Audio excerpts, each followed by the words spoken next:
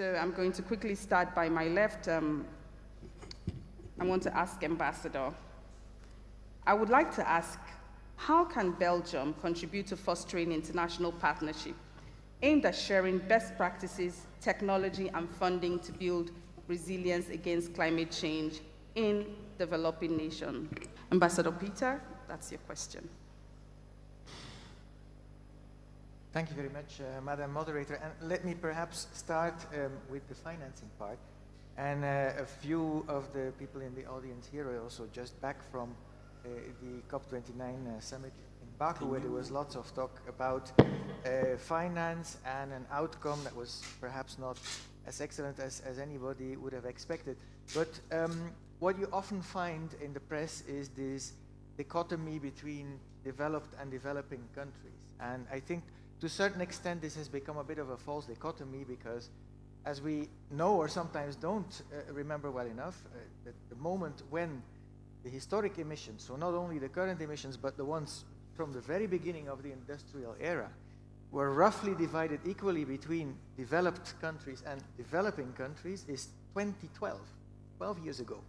So there's good reasons to think that by now developing countries as a whole have actually probably even emitted more than developed traditional countries as such, and that is even going to grow further. So for us, I mean, it's obvious like that when it comes to victimhood or historic responsibility, countries like China, India, Gulf countries are clearly shifting to an other end than, let's say, your average African LDC. So I think it's important to keep in mind, and why do I bring that? That's because Belgium also in its climate finance is specifically targeting its climate finance mostly to least developed countries, that is, countries that could never generate sufficient resources themselves to tackle the problem. So these are also mostly African LDCs, because these are also places where we are more present as a country diplomatically than elsewhere.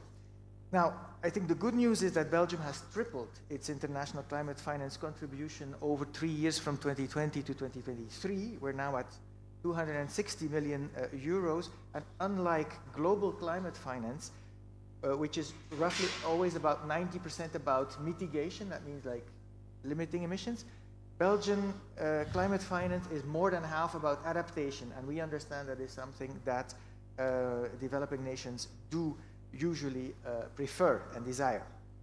So I talked about the LDCs. So concretely it means that we are part in financing Great Green Wall in the Sahel, or in scientific research in the Congolese rainforest to preserve also that rainforest, for instance.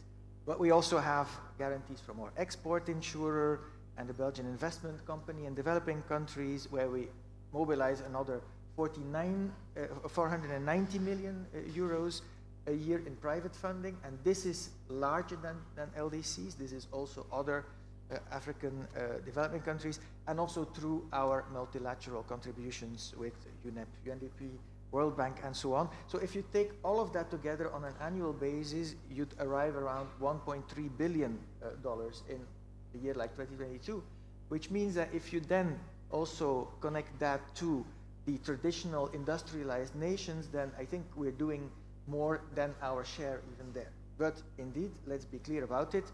Belgium was the first country on the European continent to industrialize in the 19th century, so there's undeniably a historic responsibility part there. So we are taking up definitely that challenge. Now, I can also tell you a little bit about, the innovation part. Is that part of a specific question, or should I tackle it right away? Tackle it, yeah, we want to hear it. Right, okay. So the next aspect would be, indeed, how does Belgium clean its own doorstep when it comes to climate change mitigation? So how do we reduce these emissions that we create ourselves? Now, this year, in the Belgian North Sea coast, it's like 45 kilometers from our coastline, we have witnessed the world premiere, and we launched the construction of an artificial energy island. So what we do is we build windmills there, but more importantly, we connect all of that to the offshore grids of other North Sea countries, UK, Norway, Denmark. And the smart move there is that wind energy has the advantage that if there's no wind, then basically you also don't generate energy. But if you do that at a much wider scale, it could well be that there's wind in one corner of a sea and not in another one. And if you then distribute that energy, then basically you have more a constant flow, and you try to tackle one of the handicaps of such an energy source. Now, to give you an idea of the magnitude of it, once fully in place and functional, this will power the energy needs of about 3 million households in Belgium. That's about roughly 1/3 of all Belgian citizens will draw their energy from that, knowing that basically we are already moving out rather fast from fossil fuels. We always had quite a bit of nuclear energy, which from a climate point of view at least is also rather beneficial. But solar and wind, and especially wind and the interconnected of it all, is definitely picking up very much. And at the same time, and that's with the larger environmental concerns in mind, we try also to protect the bird life around it, because a coastline doesn't only serve at generating energy, you have other biodiversity needs that need to be also taken into account. Now, this is, of course, a mega project, so to speak, and international in our own region, but we can also make it happen in the work of Belgium around the world. For instance, we are building a new embassy building here in Nigeria, in Abuja, within the EU compound, and there we will have solar panels. We have a far more energy economic air conditioning system through better insulation. We'll have rainwater harvesting. So even at this very logistical level of our diplomatic work, we also try to set the trend and show what is possible in terms of energy savings and getting it greener. So these are a few examples. Now then, perhaps last, about international partnerships when it comes to climate change mitigation, because it's not just about financing other people's needs, it's also how do you bring together technology and make it work. Now, the Belgian federal government has expressed an ambition to strengthen our position as an import and transit hub on renewable hydrogen.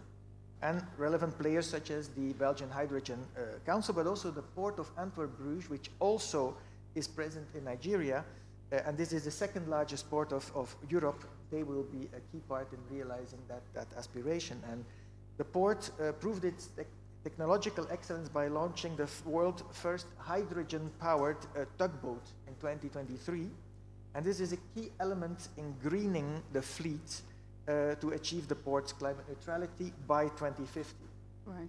Which is a key moment for all of us. I think by then we really have to have our homework in order everywhere in the world. And the greening of such vessels should be a priority worldwide, because maritime greenhouse gas emissions account for 3% of the global total.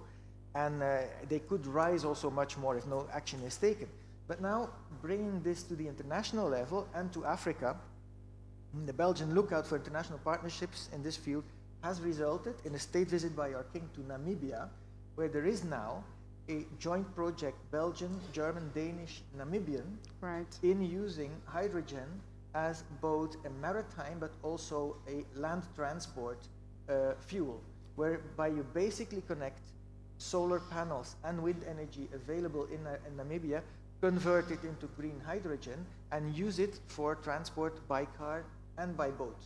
So this sounds a bit like science fiction, but actually, given the right governance environment and given the right co-investors, this could be replicated in many other places in Africa.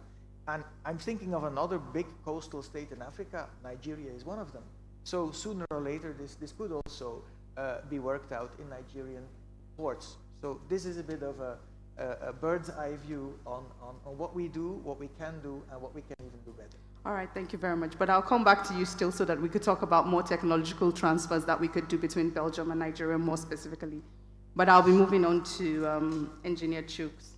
Engineer Chooks, I want to ask, what role do artificial intelligence and data analysis play in addressing climate change, and how is Microsoft leveraging on these tools? Thank you so much. Artificial intelligence and data analytics actually has to do with harnessing the power of technology to gain deeper insights into data that is available. And the power required to analyze data, the power required to drive AI solutions, they are not really what, when you see organizations and the way they build and roll out their infrastructures today. Take, for instance, the banking sector. Traditionally, every bank you go into, they will have their data center. They will have a DR site.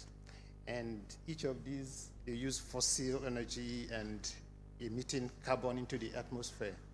So with AI, the power of AI, we are telling some of these organizations that listen, for you to take advantage of AI, you need to collocate or move your data to consolidated environment so that we can reduce those data center footprints and have them consolidated. For instance, a data center in Nigeria probably built, designed with all the renewable energy in it. We can actually design one that can power the entire infrastructure that is being run by all the banks, all the telecoms, all the organizations working in Nigeria. So when we look at AI and how it's helping organizations to become more efficient, more agile in doing their business, and how it's driving a lot of innovation in organizations, all that talks to me is the connection this makes to the back end, because it is the back end where the power, the compute power, the data can be stored, okay, for you to drive AI at the forefront. Right. So we need to make that connection and telling organizations to listen. If you want to, as you plan your AI journey, also think about how to consolidate your back end, and that consolidation, I will always recommend that you move them to what we call a hyperscaler.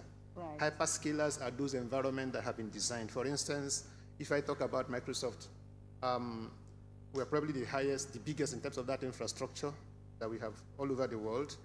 And we are committing, based on a comment made by the CEO, that by 2025, those data centers will be purely based on renewable energy and carbon-free, right. Okay? And this is the house, the powerhouse, the platform where AI solutions are being rolled out to organizations. So power analytics, AI solutions at the front end, they should be powered by, or to be delivered by power coming from hyperscalers that are designed on those renewable energies and that are carbon-free. I don't know whether I'm able to make the connection. Completely. But this is really, when I think about AI and the power required to drive AI in different areas, okay, in the banking sector, in the government sector, in the pharmaceuticals, virtually every area today, the power of AI is bringing efficiency to the way people work. Right. It's bringing better collaboration and understanding of what goes on in every organization. So where is this supposed to take place? The back-end activities at those data centers. And those data centers must be carbon-free, must be based on those renewable energies, those smart grids, to enable us really make the impact we want to make in the global sustainable push for a good economy. Yeah. Thank you so much. Okay, so Mr. Larry, Hollywood, you're big on storytelling. I want to understand how you could use storytelling in educating the world at large about climate change and make all of us to be more proactive towards the effect of global warming. Okay, so your question is how to use storytelling. The fact that I'm here, I flew in from Los Angeles to, and this is my first time in Africa and in Nigeria. I came, thank you, happy to be home. I came with cameras, about 100 pounds of gear. I have been filming since I set foot. I took about a 20-hour flight. I flew for 48 hours to get here. I think that we have to leverage, and I fully agree with the gentleman that last spoke. I wrote a narrative about the use of generative AI and machine learning in the process of storytelling. I flew from LA. If you guys do not know, Los Angeles, California is the seat of film and production around the world. They set the bar and set the standard. But there is another generation of storytellers entering the industry. Those of us who have a grasp and an understanding of technology, maybe in a way that our counterparts did not. The focus is leveraging generative AI and machine learning to create a much more efficient workflow,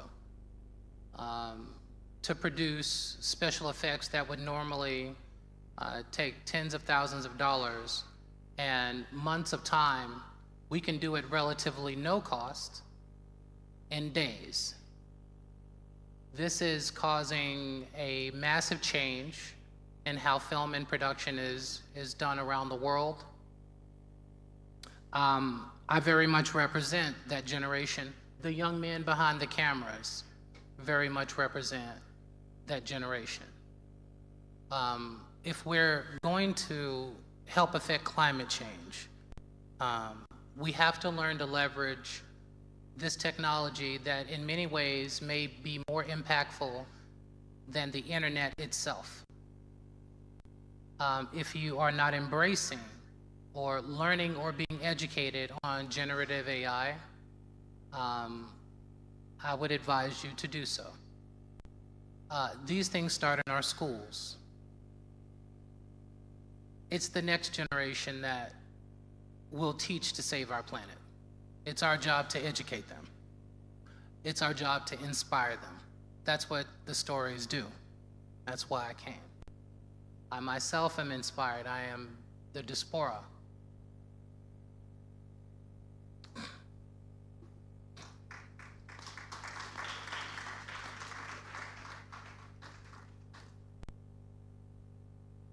Thank you so much, and please keep telling the story. Thank you. Yeah. So I would like to move to the only female, sorry, let me move so that I can speak it. Yeah. I'd like to speak to the only woman on the panel. It's important that we have women inclusivity because women and girls are the backbone of people who suffer more during the climate. And I want to applaud you for taking your time and being here because women will be the ones that would communicate this better to our children, to the world, and we effect the change better. Welcome again, and thank you for being part of this. So my question to you would be, what role does science and research, so let me introduce you again so that they understand why this question is important. So she's the Honorable Minister for Science, Technology and Innovation Information, Office of the President. So the question is, what role does science and research play in enhancing Africans' resilience to climate change, and how can government better support these efforts? Thank you very much. If I was to answer your question in one word, everything. Because science and technology are the tools which lift us from one level of operation to the next. And if we have challenges at this level of operation, it's science and technology which will place us at the next level where we have overcome the challenges that we created at that level. And so at this moment, from a science and technological view, I want the audience and all of us to know that climate change is not new. Climate change has been happening since the world began. We have always been shifting from one climatic era to another. Of course, what we are facing now is acceleration. Because of human activity, we have made it faster for the change to happen. But what helps us now is how do we, the key words which usually come, how do we adapt?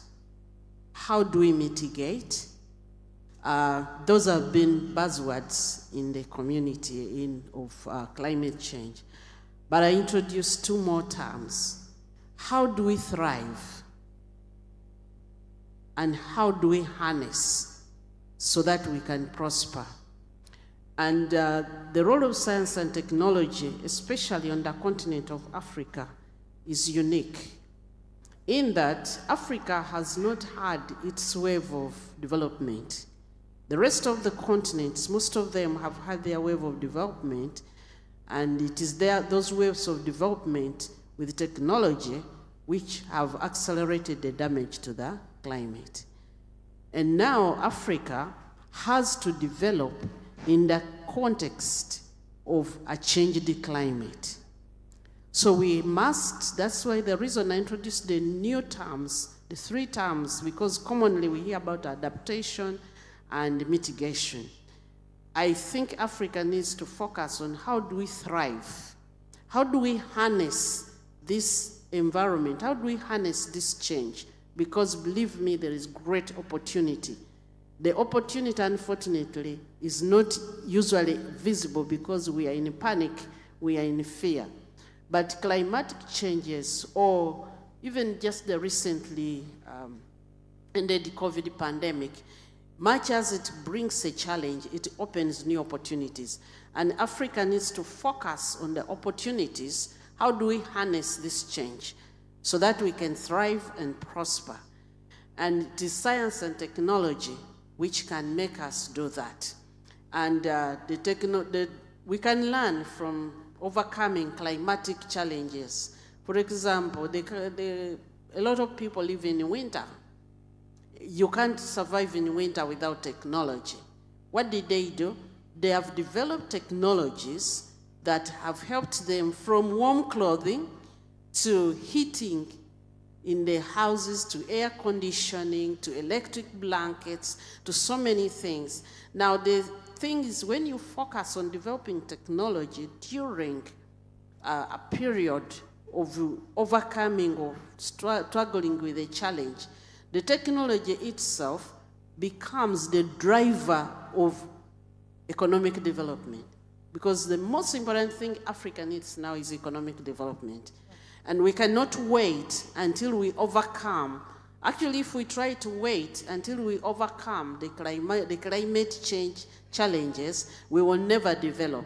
So we need to put our foot in the door at this point and begin to develop solutions so that apart from just you having survived that, you also have technology to trade, you have technology to position our populations at a better level of living.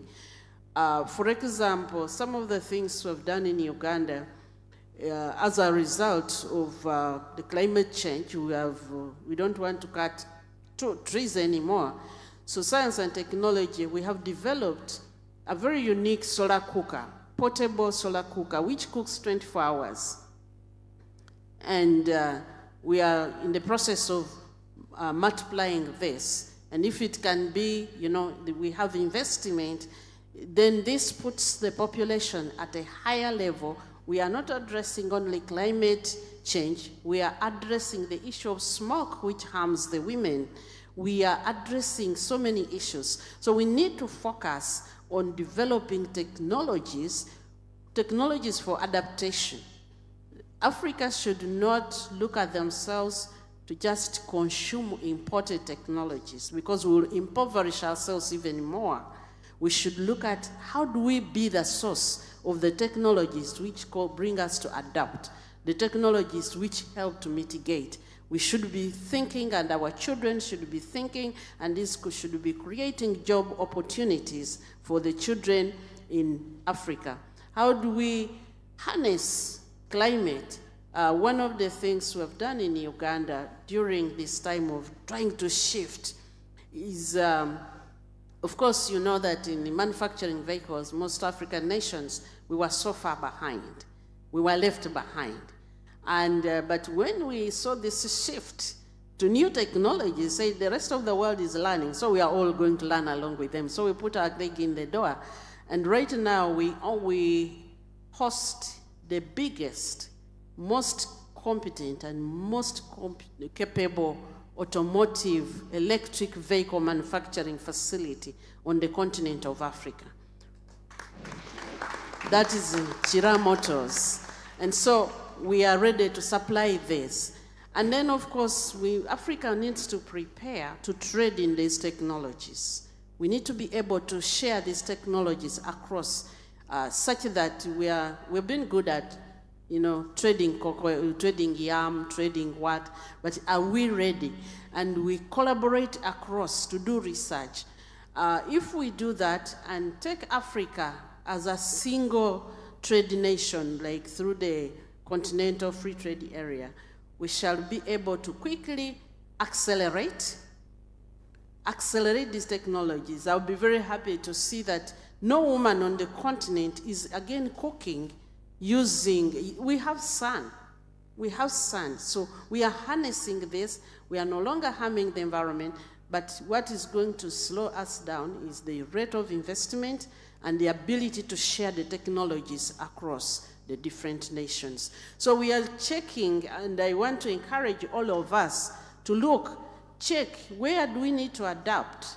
Is there a way we can develop the technology and use it as a development tool, creating jobs, building the capacity of our people and building factories? Can we harness the sun that we have so much of it, the wind that we have, but also the knowledge that we have?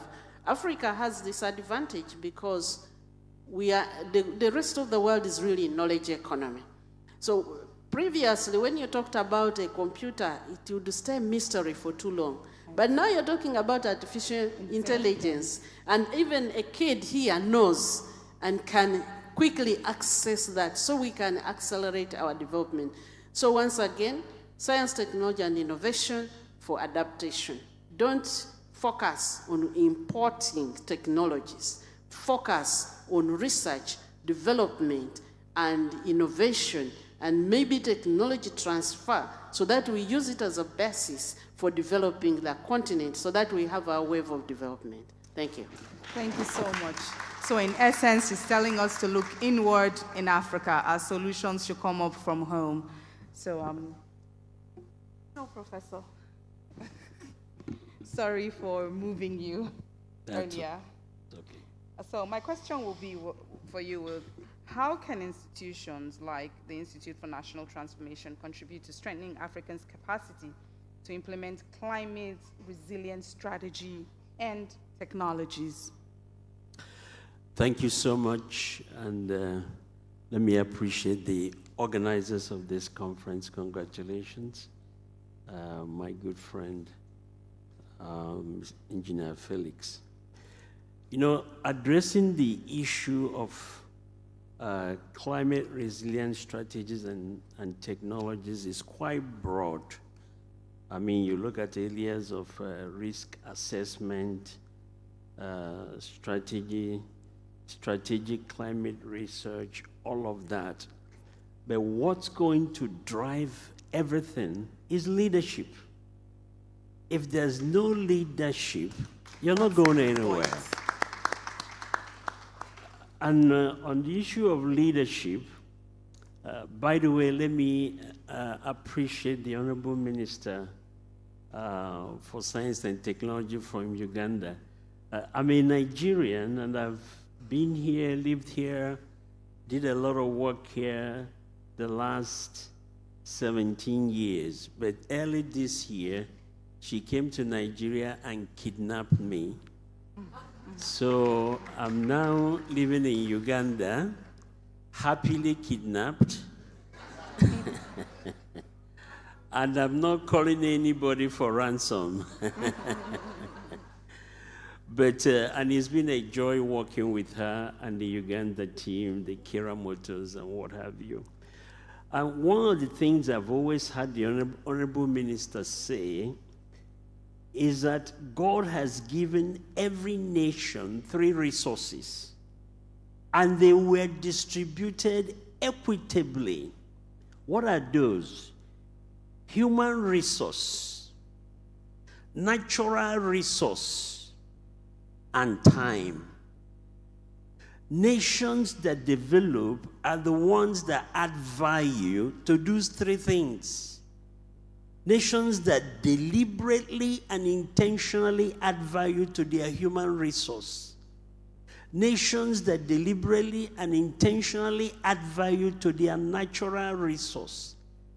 And nations that are deliberate in maximizing time. When you look at Africa, all these three resources are being wasted.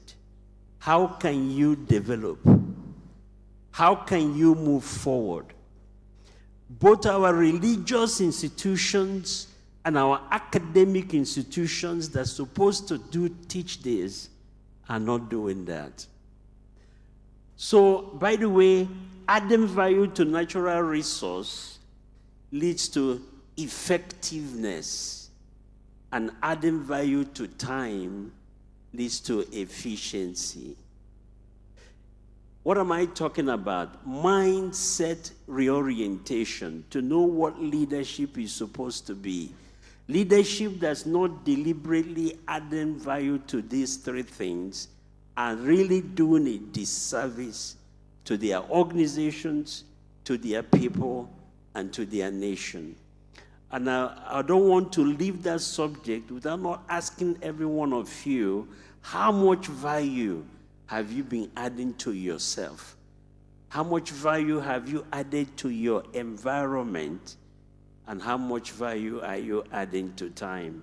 Sorry to, please forgive me, the organizers. I came here by 9, thinking the meeting will start. It didn't start on time because in Nigeria, we still don't value time. How can you go anywhere? When big manism is more important than time, I'm sorry, you're not serious. You're not a leader. A leader models the right thing that should be done in the society. I have watched this for the past 20 years in Nigeria, and you think we are progressing. Forgive me, we are not going anywhere. That's a leadership issue. This climate change we are talking about, we will finish it, come up with policies that will lack the leadership fortitude to execute it. And it will stay on paper. Africa, enough of that playing around. Let's be serious. Thank God I haven't mentioned any names, so I know I will escape this place. Okay. Now, I'm just talking about what leadership institutions, we must confront these issues, and we must be bold. Number 2, there are 3 factors of success. Number 1, knowledge. We must be deliberate in imputing knowledge to our people. Number 2, character. But the most important thing that will make us succeed in this effort is the environment.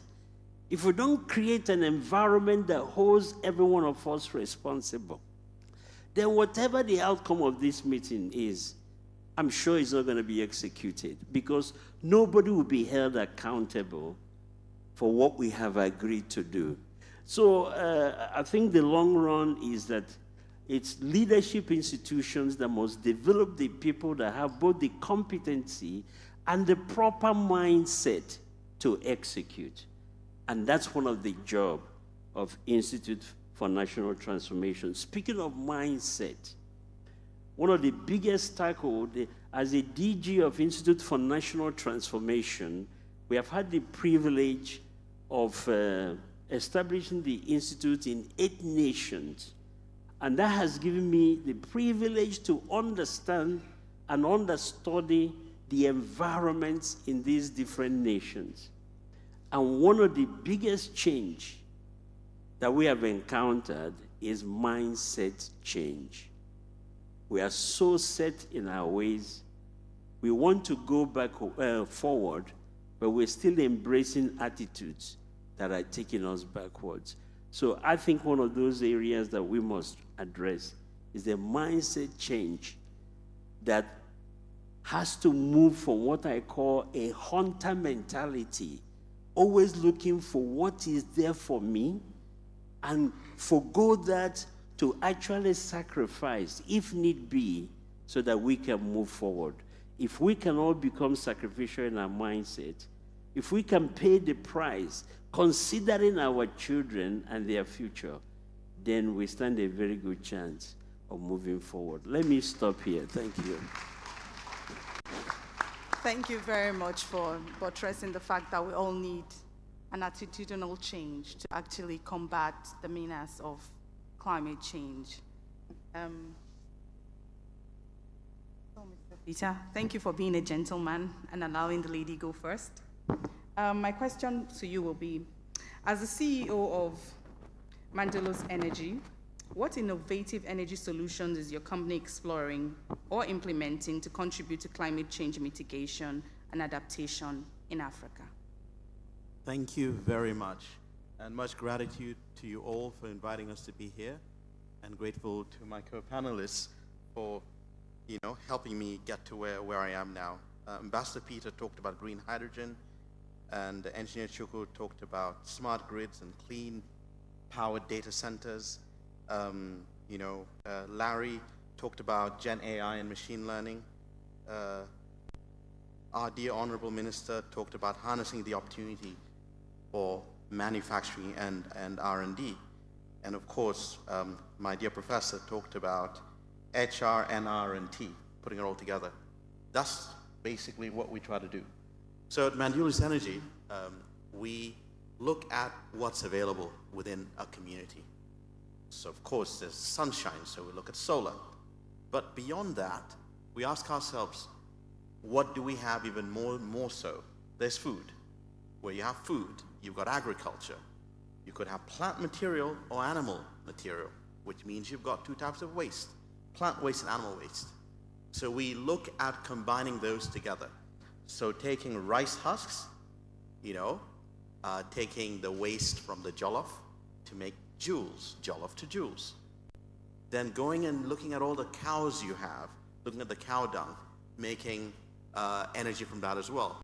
So what we do at Mandelos is we combine biomass gasification of dried agricultural waste to produce clean hydrogen and methane to power gas engines.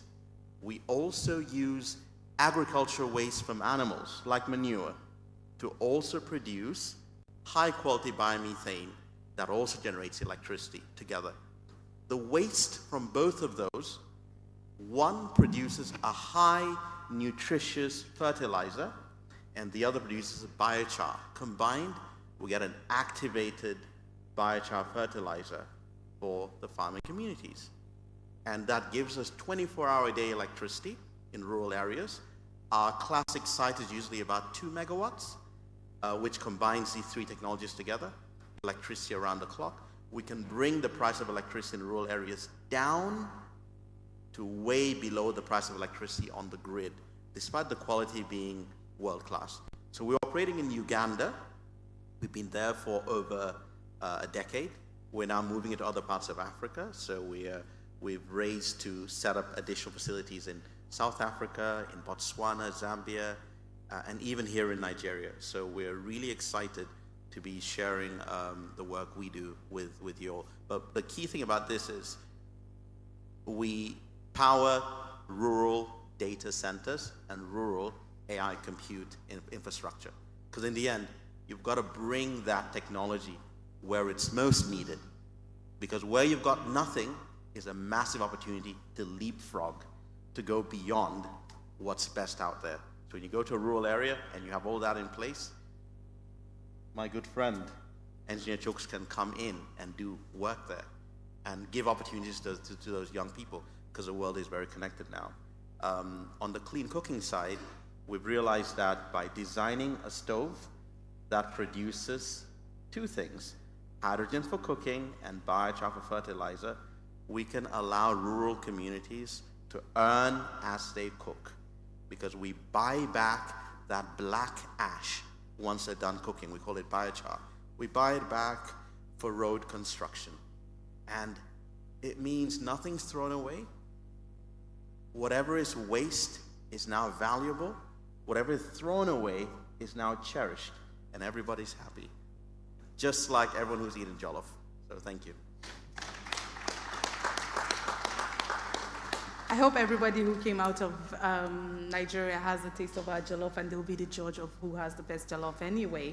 So, yeah, Earth is our home, and we don't have planet B. This is the only planet we have. And we've always left climate conversations and discussions to the technocrats, but it takes a collective effort of everybody to make our home habitable. Look, it's not about Earth getting hotter. It's about Earth becoming inhabitable if we continue going through the trajectory with which we're going. I think we need to put it into perspective. People need to know that 100 of species die every day because of the rise in temperature, and this causes an imbalance in our ecosystem. If we do not have a home where we could call home and live, we would not be able to thrive. And I want this conversation to be such that for everybody who is here today, taking their time to be part of a conversation about what makes the earth safer, I want us to go home today with something that we can contribute as an individual, because sometimes we always wait for collective and collaborative effort, but it starts with one person, and together we can all make Earth better. Our generation is the first generation that has come to terms and tackling and going head on with the climate change issues. So because of time, I would like, and I hope I am not putting all the panelists on the spot, but I want each and every one of us to tell every person here today a word of advice, what you think that we can do differently, or what you think we can actually contribute to make the planet safer, so that when we leave today, we can prick our conscience and see that as an individual and as an entity, we're able to do something while we're alive during the time and the conversation of climate and global warming is taking place. Please, I would like to start with Madame, being the only woman on this panel, and I still want to reiterate that we are the ones who get the effect of the climate. It's girls that go and look for wood. When there's a time for erosion and ocean splodges, it's women and children that have less strength to be able to fight and try for survival.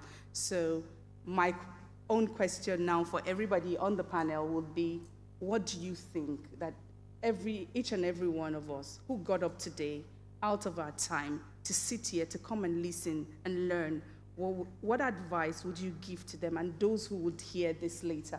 What can we do differently to make planet Earth safer for all of us? Thank you very much. I think, like many things on the continent, many times we delegate responsibility to other people. When Africa speaks, it's because somebody else has not done this, somebody else has not done this, so and so has done this, but we do not bring it home. So the first advice is each one of us to think about our actions. What are we doing? Can we own this problem? It's not something which is outside there for another leader, for another nation, for the World Bank, for the United Nations, for foreign countries. It's us here and me here. What can you own today? The plastic bottles that we throw away, the plastic that we burn, the hairs that women buy. By the way, we have developed an organic one from banana fiber. Right. It will soon hit the market. It's biodegradable. Within 45 days, it will be completely manure. So we hope soon we'll hit the market in Nigeria such that we do not damage the environment from the hairs, that facial hairs that we have. So as we each take responsibility, one, depending on who we are, those of us who are in leadership, like myself, and I went to, by the way, Professor Nibogu, I went to commend our members of the House. They were here on time. They were here on time. So we want to thank you so much for keeping the time. But for them, what are we going to do today to make sure that in our leadership, we can make a difference? For me, my commitment every day, and before I tell others, my commitment is every day, is how can I inspire technology development? I have here some of my staff. I don't know if they enjoy working with me or not, because I can send them an idea at midnight or at 2 a.m. Every day is, how can I? So first responsibility, don't litter. Please don't. I came to Abuja some years ago, about a decade ago, and it was very clean. I was very disappointed yesterday to see a lot of plastic thrown in certain places all over the road, and I'm like, that plastic came from an individual's hand. It's going to go into the waterways. And number two, the investors here. We have technologies that we can scale up, and they can save our environment. They can save and accelerate, but also develop our economies. Can you bring that money? And we do that. Invest in the energy saving or the alternative energies. Invest in the automotive vehicles, the electric vehicles, so that we can stop polluting from the fossil fuels. So everybody needs to pick up from where they are. The ladies, when we say that it's not even about climate first, but where we cook is first health. Smoke kills a lot of women. It cuts off so many years from our lives because we are cooking using those poisonous means of cooking. Let us fight to access clean energy. I want to thank, I think she has left, the lady from Tanzania. Let us speak out for women to access clean energy, such that we do not end up compromising the lives of the next generation. But the first thing is, what are you doing? Can you append a climate saving? And lastly, can you buy the electric vehicles? We have them ready. We have tested them. I think we have over 600,000, and they are made in Africa. And I'm looking for can other countries contribute? Because I've domesticated some of the parts in Uganda, but can Nigeria manufacture for me some parts such that we can do trade, so that I can put those parts? Let's shift into investing into climate smart and climate friendly technologies, and encourage our children to study science and technology. Thank you. Thank you very much. So she said, plastic is a menace. Let's stop using plastics. Women can buy a product they'll be launching soon. Instead of wearing plastic hairs, they have something that's going to be biodegradable from bananas. And then she talked about women also looking inward. Let's stop using coal, firewood, because of the emission of CO2 gases that also harms the environment. Thank you very much for your advice. So I'll move to you, Mr. Peter. Do you want me to reiterate the question, or you have the question? Thank you very much. I was looking forward to this, actually. I was scribbling on stage here. So yeah, I think my answer will be, what do I want to leave behind as I walk out? And this country is a blessing. It's, you've got over 200 million tons a year of plant waste in Nigeria, and even more when you look at animal waste. I'll just look at the plant waste. And my wish is just change of perspective. and thinking about what the possibilities may be. That can give you an extra 20 gigawatts of electricity generation capacity, which more than doubles the electricity you generate. That can give you well over 50 million tons of biochar every year after the electricity has been generated. What does that mean? That means you could do 50 kilometers of road, which pay for itself. That means you could sequester over 300 million tons of carbon dioxide. What does that mean? It means when you think of the electricity and the carbon and the biofertilizer, the sustainable aviation fuel, the green concrete, carbon capture and utilization, when you look at all that together, your GDP of $360 billion a year could increase by $90 billion every year, just by looking at all the waste across your beautiful country. So all I'm saying is, with 35% of your people, more than 80 million employed in agriculture, with over 80 million hectares of productive farmland, if you just take a quarter of that, put that biochar in there, more than 50 million families, if they switch to, clean cooking, and the ones that are rural can be earning as they cook over $1,200 a year for each family. Think of a mother having a salary for cooking because the waste from her kitchen has a value to the cement industry. The possibilities are endless. And my only prayer is, you have it. More than all of us in Africa. We look up to you. You're our big brother, you're our big sister. So go get it. Thank you. Thank you so much. So he's just revealed a multi-billion-dollar business in agricultural waste. We have the population, we have the numbers, we have the farm products and animals. So this is a business idea for someone out there. So it's something for somebody to tap into. So now to you. Do you want me to reiterate the question? Okay. I think I'm just going to circle back on the impact of maybe data analytics and AI once more, on the perspective of how much time we can actually save. Take, for instance, if it takes me 6 hours to prepare documents, and I'm using my system, they are plugged in, and now I decide to use data analytics and AI tools, and it takes me just 30 minutes to get the same job done.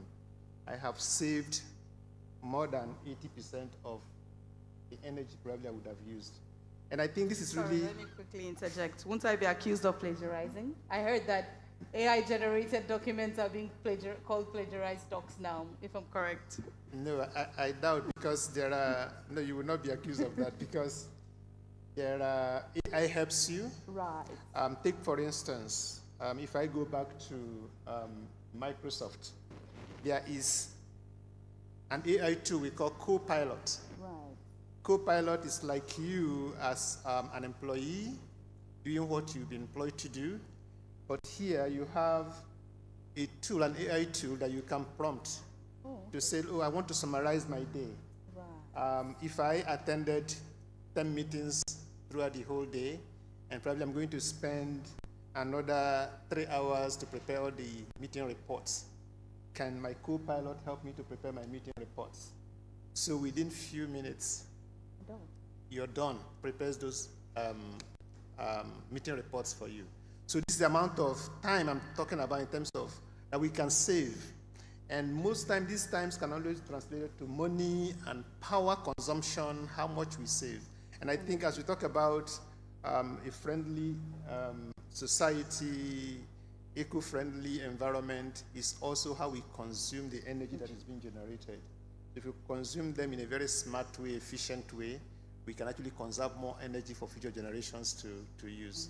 Thank you so much. So meaning, adopt AI today as the way forward, embrace it, because when you embrace AI, definitely you are impacting positively on energy consumption.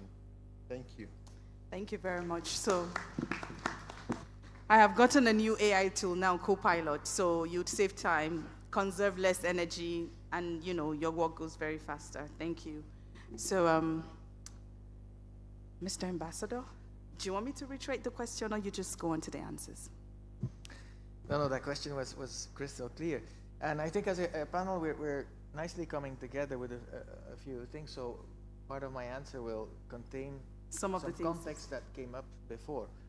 We're nicely coming together also visibly because my namesake, the CEO, Mr. Peter, is wearing very nice Belgian colors on his tie, so I have appreciated that. Of course, it's also the Ugandan flag colors, so it makes it even more coherent. But now, jokes aside, more about, I heard somebody mention the notion of time and how it can be a challenge here. Well, I was prompted to say, well, time is also a challenge when it comes to climate change for us traditionally industrialized countries. And why is that? I think in our countries, and I think I can speak for Europe, but also North America, you have always, usually these two schools. The people who think that technology will solve most things, and the other ones that distrust that potential and say, no, it's all about lifestyle change. Right. That's why I picked up many things about technology and how it will help us. I'd like to put the needle a little bit more again towards the lifestyle change, because throughout my own experience as a diplomat in environmental treaty negotiations and climate finance and all of that, I've always picked up during that decade that basically, yes, for instance, hydrogen has much potential, but hydrogen as a regular mainstream transport energy source will probably take until 2050 to develop technologically. Whereas we actually have to get our zero carbon solutions for transport in place worldwide by 2040. That's a 10-year lag, and from a climate change point of view, it's an important lag. Because if we don't get the solutions done by 2040, 2050 is when hell breaks loose, and it's actually too late to start rolling back on certain things. So that is a big challenge for all of us. So there are some things where we might also consider taking a few steps back. And that's, for instance, why I was so encouraged when at the Rio Plus 20 summit, I met youngsters from countries where people had never been thinking about public transport. I think it was Saudi Arabia, Qatar, Emirates, countries that have lots of money to spend on all kinds of technologies, but where this kind of conversion into public transport as the most efficient energy and in many other ways had never happened. And there you had some youngsters basically making the case for public transport in their countries. And that's the kind of mindset change that I think we should all encourage to happen everywhere. Because sometimes money and available technology will not do because it's not going to come up quickly enough. And I heard somebody mention energy, carbon neutral data centers. And it's true, because as much as AI can help us to speed up certain processes, certain AI processes are also enormously voracious in terms of energy. And so we really have to take that into account. And lastly, perhaps, because something the Honorable Minister from Uganda told us about the solar cookers, I think is an extremely good example on how the right choices are so important. Just a few months in my previous job at the Human Rights Council, India brought a resolution about clean cooking stoves. And yes, we all want clean cooking stoves. And of course, we first of all want to save all the lungs and the public health of populations who cook. But then when I looked into the text of that Indian resolution, it spoke about cooking fuels. And I thought, there we go again. This is a country that then now, if with this mentality, would be poised to put a population of over 1 billion, again, on a propane-based solution and not on a solar-based solution, which perhaps from a public health perspective is equal, but from a climate change perspective is still disastrous. So this kind of mentality changes and lifestyle changes are actually important for us everywhere in the world, on whatever continent we are, and so we all have to make those right choices. Thank you. So thank you. So he talked about mentality and lifestyle changes. So instead of looking at low hydrogen, we should look for solutions that are closer, like using EV cars, public transport, like where other countries he cited have started. I think we've also started doing some of those stuff in Nigeria. Though CNG is fossil fuels, but we use gas, which is a cleaner fossil fuel. The energy industry in Nigeria is actually looking to transition from an oil-based to a gas-based energy. So these are the things that Nigeria is also looking at doing, and I think there's room to collaborate and to do more. So I moved to Hollywood. I'm interested in Hollywood because Nigeria has the biggest film industry in Africa called Nollywood. So do you want me to reiterate the question, or you want to answer? You want to go and answer straight up? I think I'd like to just approach and answer it straight out. I have to echo what's been said on the panel. And I'm going to sing the praises once again of emerging technologies. There are companies around the world, and us embracing that technology, but there are companies around the world developing resources and tools that we must embrace. I heard lifestyle mentioned versus technology. You know, there's a proverb, and I took a note, and it says, you cannot fight the river.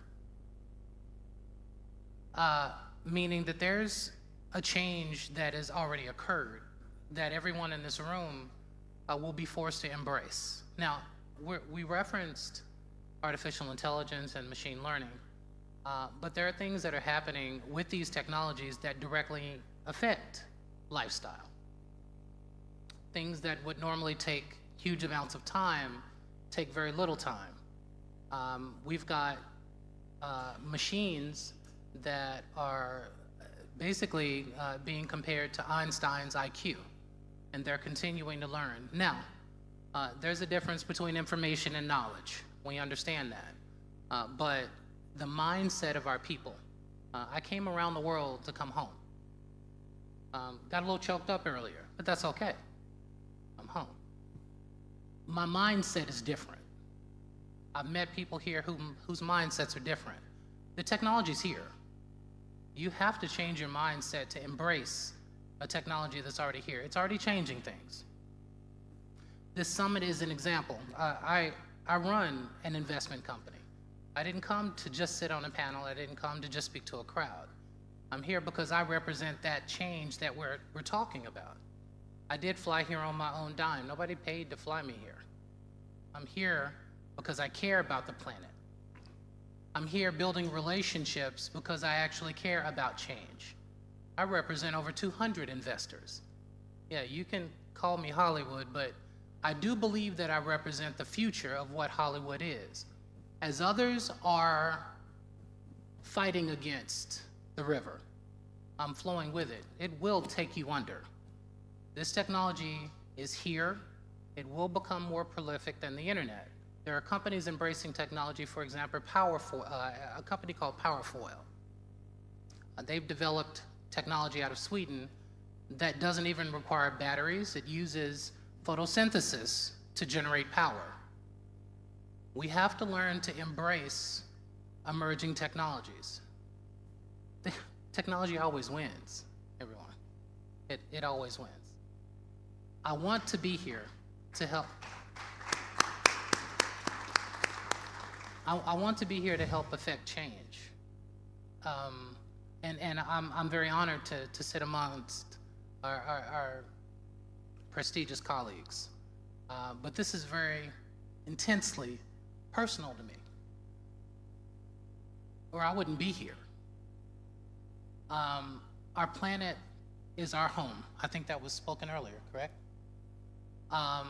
The stories that we tell about our home are important. That's our history. We have to embrace these technologies that we're talking about to change our lifestyles to fit them, or there won't be any stories in the future to tell. I'm here to make sure that Africa is not just on par with the rest of the world, but is a leader in embracing these technologies. I mentioned training our youth. To train the youth, you have to first inspire them. They have to understand what the possibilities are. It's our responsibility to do that. I think that it's this panel's responsibility to do it. They don't understand large statistics or numbers. When they go home and they're hungry or they need things, if they have classes and they have to finish their assignments. I have a 19-year-old daughter in college. She embraces technology to fulfill her responsibilities. It takes her a fraction of the time that it takes her classmates. She also helps me run my business. She leverages the technology. I implore everyone in this room to simply embrace what's already here.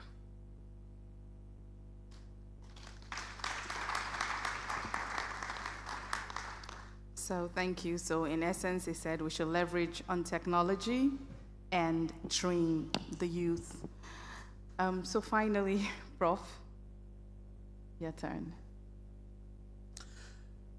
Again, thank you for inviting me here. Everything I have heard talked about here is going to take leadership. It's going to take leadership. There was a book that was written quite a number of years ago now. It's called Good to Great. How do you go from good to great? And they listed 3 critical things that must happen. Number 1, you must develop disciplined people. Discipline, character is more important than competence. If you get people who have character, then you can mold them and give them the competence. But when you start with people with competence and lack character, their pride in their skills will make them not to change. We need leadership that would deliberately mold the future leaders. Give them the character and then the competence to achieve this. We need to, and this leadership is not just at the national level, it begins at home. I was talking to a group of proprietors this morning during the fellowship time. I told them we are no longer transmitting to our children what we were given. The character emphasis, we're no longer doing that. And now we are producing children that don't look like us. I want to challenge every one of us at whatever level of leadership. Let's be intentional in raising the next generation. I just left Uganda where I'm training 100 youths. I've locked them up for 21 days. I told them either you become someone or I kill you. But the beautiful thing is that they love the killing, you know. So let's really be intentional. If you don't have the right people, you will never achieve your aim. Leadership is most important. Thank you so much.